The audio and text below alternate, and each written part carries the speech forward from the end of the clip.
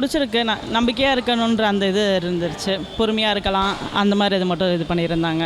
நல்லா இருந்துச்சு. எல்லாமே நல்லா இருந்துச்சு. அது வந்துட்டு கொஞ்சம் தெரியாதவங்கன்றதுனால கொஞ்சம் இதாக இருந்துச்சு. நல்லா இருந்துச்சு. படம் நல்லா இருந்துச்சு. அதனால் பார்க்கலாம், தாராளமாக பார்க்கலாம். நல்லா இருந்துச்சு. நல்லா இருந்துச்சு.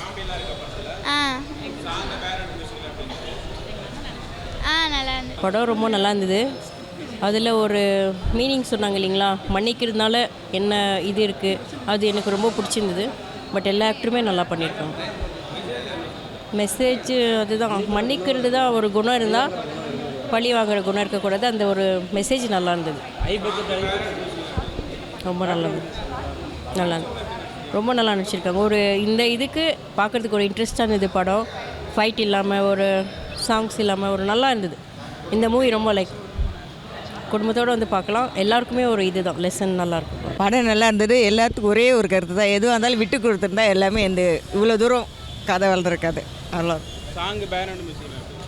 பாட்டு கொஞ்சம் இருந்தாலும் இன்னும் கொஞ்சம் கதையை கொஞ்சம் சக்ஸஸ் பண்ணியிருக்கலாம் இன்னும் கொஞ்சம். பட் ஆனால் ஷுவராக ஆனால் கொஞ்சம் நான் சொல்கிறது, ஒரு சிலவங்களுக்கு பிடிக்குமா என்னன்னு தெரியல. பட் ஆனால் டிஃப்ரெண்ட்டாக இருந்தது. அதே நேரத்தில் என்ன இதுக்கு முழுக்க காரணம் யாராக இருந்தாலும் விட்டு கொடுத்து அந்த ஈகோ குணத்தினால வரக்கூடிய விளைவு தான் இதெல்லாம். அந்த ஆரம்பத்திலே அதை விட்டு கொடுத்துருந்தாங்கன்னா, அவங்கள மன்னிச்சிருந்தாங்கன்னா இந்த பிரச்சனை வந்திருக்காது. மன்னிக்காதனால வந்த விளைவுகள் தான் இருக்குது. வேறு ஒன்று அவ்வளோதான். ஹை பட்ஜெட்டில் இப்போல்லாம் வரதுன்னு 500 கோடி 1000 கோடின்னு வந்து பார்க்குறத விட இது லோ பட்ஜெட்டில் அழகாக சூப்பராக இருக்குது. எல்லாருமே நல்லா நடிச்சிருக்கிறாங்க. பேக்ரவுண்ட் மியூசிக் நல்லா இருந்தது. நல்லாயிருக்கு. மன்னிப்புக்கூடிய மனசு எல்லாருக்குமே இருக்கணும். வன்முறையை வந்து அதிகமாக இருக்கக்கூடாது அப்படின்னு போட்டிருக்காங்க. நல்லாயிருக்கு. நல்லா கரெக்டாக எல்லாருக்கும் புரிகிற மாதிரி கரெக்டாக சொல்லியிருக்காங்க. நல்லாயிருக்கு. போலீஸ் ஃபேமிலின்னு வச்சுருக்கிறாங்க. அது பேக்ரவுண்ட் கரெக்டாக எல்லாருக்குமே அது அவங்களுடைய இடத்துலேருந்து பார்த்தா தான் அது தெரியும் நம்மளுக்கு. பழி வாங்குகிற குணம் இருக்கக்கூடாது. அது யாராக இருந்தாலும் என்ன பழி வாங்குகிற குணம் இருக்கக்கூடாது. மன்னிக்கிற குணம் இருக்கணும். அதுதான் எடுத்துருக்குறாங்க. எல்லாருமே சூப்பராக நடிச்சிருக்கிறாங்க. ரியலாக இருக்குது. இந்த பெரிய அந்த டேரக்டர் இந்த டேரக்டர் அந்த ஆக்டர் அப்படின்றதுடைய இது எல்லாருமே பார்க்கக்கூடிய ஒரு குணம் நல்லாயிருக்கு. பேக்ரவுண்ட் மியூசிக் நல்லாயிருக்கு. சாங்ஸ் நல்லாயிருக்கு. எல்லாம் நல்லா நடிச்சிருக்கிறாங்க. ஃபேமிலியோடு வந்து கிளைமேக்ஸ் சூப்பராக இருக்குது. ஏன்னா எல்லாருக்குமே மனசுக்கு திருப்தியாக இருக்கணும் அப்படின்ட்டு. அதேமாரி அந்த போலீஸ் கேரக்டரில் இருக்கிறவர் வந்து ட்விஸ்ட்டு வந்து நாங்கள் அதை எதிர்பார்க்கல. அது நல்லா இருந்தது அந்த ட்விஸ்ட்டு. பரவாயில்ல, பார்க்கலாம் சார். மன்னிப்பு மறப்போம்ன்றது தான் மெயின் கான்செப்ட்டு. போலீஸ் ஃபேமிலின்றதுனால எல்லாமே நல்லா நடிச்சிருக்காங்க. எல்லாரோட எல்லாமே நல்லா இருக்குது சார். புது இயக்குனர்லாம் வர இருக்கணும் சார். இதே மாதிரி சின்ன படம் தான் நாளைக்கு ஜெயிக்கும். ரொம்ப நல்லா இருக்குது. அவருக்கு வித்தியாசமான ஸ்டோரி தான். அவர் பட்ஜெட்டில் பண்ணியிருக்காரு. பரவாயில்ல, பார்க்கலாம். எல்லா ட்விஸ்ட்டும் இருக்குது. பார்க்கலாம் சார். எல்லாம் நல்லா இருக்குது. அருமையாக பண்ணியிருக்காரு. ஃபஸ்ட்டு படம் மாதிரியே தெரில, நல்லா பண்ணியிருக்காரு. வணக்கம், நான் சுகுமார். போலீஸ் ஃபேமிலி இந்த படத்தில் நானும் ஒரு கேரக்டர் பண்ணியிருக்கேன்.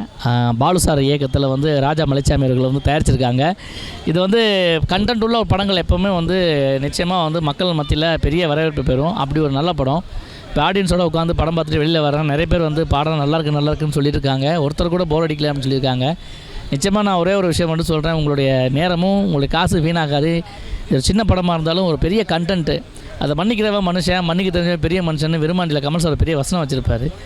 அந்த மாதிரி வந்து மன்னிக்கிற குணம் இருந்துச்சுன்னா வாழ்க்கையில் நிறைய பிரச்சனைகளை வந்து நம்ம தவிர்த்துடலாம், இல்லாமல் பண்ணிடலாம் அப்படிங்கிறத வந்து இந்த போலீஸ் ஃபேமிலி மூலமாக சொல்லியிருக்காரு பாலு சார். ஆனால் இது வரைக்கும் அந்த படங்கள்லேயே போலீஸ் கதைனா ஆக்ஷன் இருக்கும், வேறு விதமான பழிவாங்குதல் இருக்கும், எல்லாமே இருக்கும். அதை தாண்டி வந்து இப்போ இருக்க நிறைய லாக்அப் டெத்து அந்த மாதிரிலாம் நடக்கும்போது என்ன ஆகும்னா, அதில் சம்மந்தப்பட்ட போலீஸ்காரங்களை மட்டும்தான் ரொம்ப அவங்களுக்கு கொடுக்கக்கூடிய அழுத்தம், அவங்க வேலை இருக்க பிரச்சனைகள் இதெல்லாமே வந்து பெருசாக வந்து இது பண்ணி அவங்கள சோஷியல் மீடியாக்கெலாம் அங்கங்கன்னு போட்டு வறுத்து எடுப்பாங்க.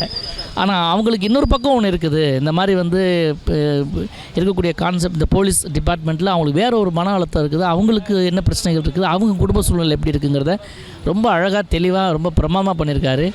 அது ஒவ்வொருத்தரும் கண்டிப்பாக வந்து பார்க்க வேண்டிய படம். இப்போ இருக்க அரசியல் சூழ்நிலையும் சரி, இப்போ மக்கள் சமூக பிரச்சனைகளும் இருக்குது சரி, இதை வந்து பார்த்தீங்கன்னா உங்களுக்கே தெரியும். நிச்சயமாக நல்ல படங்கள், போர் அடிக்காமல் ஒரு நல்ல படம் பார்க்கணும். என்டர்டெயின்மெண்ட்டாக இருக்கணும், வித்தியாசமான கதைகள் இருக்கணும், ஒரு த்ரில்லர் மூவி, ஒரு நல்ல ஒரு மர்டர் மிஸ்ட்ரி, அதெல்லாம் நீங்கள் இருக்கணும் அப்படின்னா இந்த படத்துக்கு வந்து பாருங்கள். Thank you so much. நன்றி. ஆடியன்ஸ் ரெஸ்பான்ஸ் ரொம்ப நல்லா இருந்ததுங்க. அந்த உள்ளுக்குள்ளே தேட்டருக்குள்ளே அந்த 2 மணி நேரம் நான் எந்தெந்த இடத்துலலாம் அவங்க எப்படி ரியாக்ட் பண்ணுவாங்கன்னு நான் நினச்சேன்னா அதுபடி அப்படியே இருந்தது. ரொம்ப சந்தோஷம். ஆமாம் சார், ஆமாம். இல்லை சார், நெகட்டிவாலாம் எதுவும் கிடையாது. அவங்க சந்திக்கிற பிரச்சனைகள் என்ன, நம்ம எப்போவுமே பேப்பர்லேயும் நியூஸ்லேயும் என்ன பார்க்குறோம்னா அவங்கள பற்றி நெகட்டிவாக தான் நமக்கு காட்டுறாங்க. ஸோ அவங்க பாயிண்ட் ஆஃப் வியூவில் என்னென்ன பிரச்சனை இருக்குது அப்படின்றது தான் நான் இதில் காட்டியிருக்கேன்.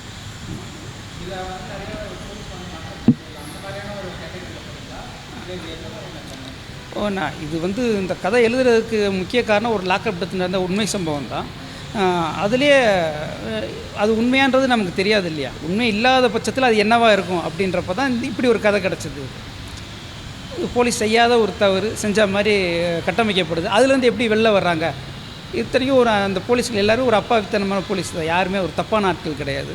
ஸோ அவங்க எப்படி தப்பிக்கிறாங்கன்றது அந்த ஃபுல் கதையுமே. முழுக்க க்ரைம் இன்வெஸ்டிகேஷன் தான் அந்த கதை ஃபுல்லாகவே. அவங்க 2 மணி நேரம் அவங்க ரொம்ப சீரியஸாக தான் இந்த படத்தை பார்த்தாங்க. எங்கேயுமே லேக் இல்லாதனால சோர்வோ எதுவுமே இல்லை. இந்த 2 மணி நேரம் ஃபுல்லாக நல்லா என்ஜாய் பண்ணி தான் பார்த்தாங்க. நடித்தவங்க நிறைய பேர் புதுமுகங்கள் நடிச்சிருக்காங்க. அவங்க முடிஞ்ச அளவு அவங்க எஃபர்ட் போட்டிருக்காங்க. நான் அதை சரவணன் சார், சுகுமார் தவிர, அப்புறம் நம்ம அண்ணன் சாந்தகுமார் அண்ணன் தவிர மற்ற எல்லாருமே புதுசு தான். முடிஞ்ச அளவு நல்லா பண்ணிட்டாங்க. பெருசாக குறை சொல்கிறதுக்கு ஒன்றும் இல்லை. இந்த தேட்டர் தமிழ்நாடு பூரா ஒரு 70-80 தேட்டர் வரைக்கும் ரிலீஸ் பண்ணியிருக்கோம். இப்போ சின்ன படம்ன்றதுனால கம்மியாக தான் கிடச்சிது. போக போக தேட்டர் அதிகரிக்கும்னு நம்புகிறேன் நான். சரவணன் சாரும் இவங்களாம் ஹெல்ப் பண்ணாங்க, ரொம்ப சூப்பராக ஹெல்ப் பண்ணாங்க. ஸ்பாட்டில் நான் பயந்தோம், சின்ன பட்ஜெட் படம், இவங்க எப்படி உங்களை ஹேண்டில் பண்ண போகிறோன்னு நான் ரொம்ப பயந்தேன். சரவணன் சார், சுகுமார் சார் கூட எனக்கு ஓரளவுக்கு தெரியும், அது பிரச்சனை இல்லை. சரவணன் சார் எனக்கு தெரியாது, ஆனால் அவர் ஸ்பாட்டில் ரொம்ப கோஆப்ரேட் பண்ணார். எந்த ஒரு டார்ச்சர் எதுவுமே கொடுக்கல.